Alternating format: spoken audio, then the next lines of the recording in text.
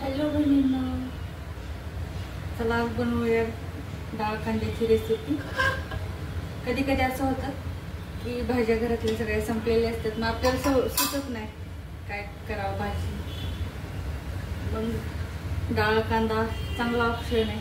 घ्यायचा असतं डाळ कांदा टाकून कढई तापून घ्या मस्त पैकी आणि टाका मोहरी, जिरे, एक चमचा जिरे, एक चमचा मोहरी, थोडीशी हळद, टाका कढीपत्ता.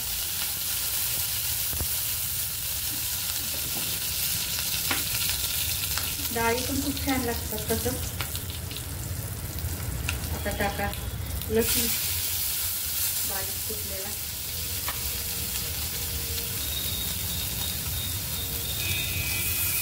लसूण जरा जास्तच टाकायचं असतं डाळीमध्ये.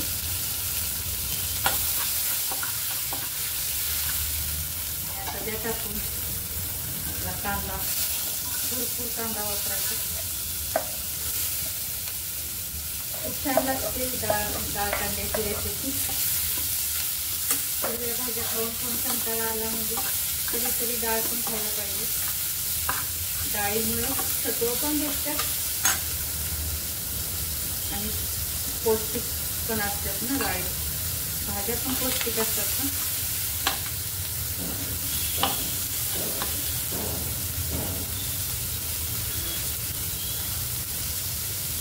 आता टाकावं पण थोडीशी पालक होती माझ्याकडे घरात म्हणून टाकली.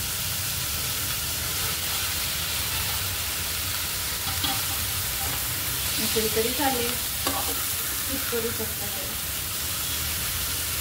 आणि आपली तुरीची डाळ टाकून घेऊया. फक्त तुरीची डाळ घेतलेली आहे. तुरीच्या डाळीचं डाळ कांदा खूप छान लागतो.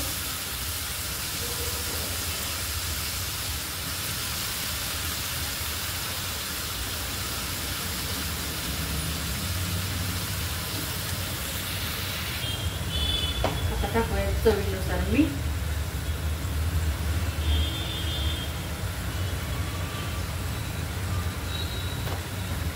लाल तिखट,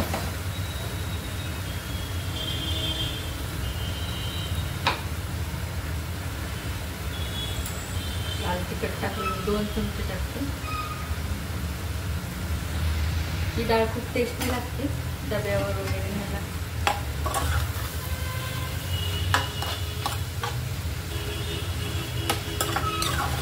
आता थोडंसं पाणी शिजू दे.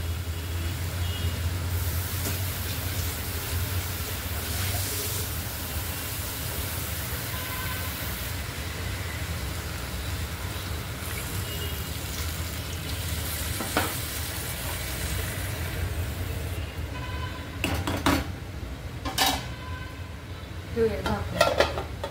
15 मिनिटात आपली डाळ कांदा रेसिपी तयार.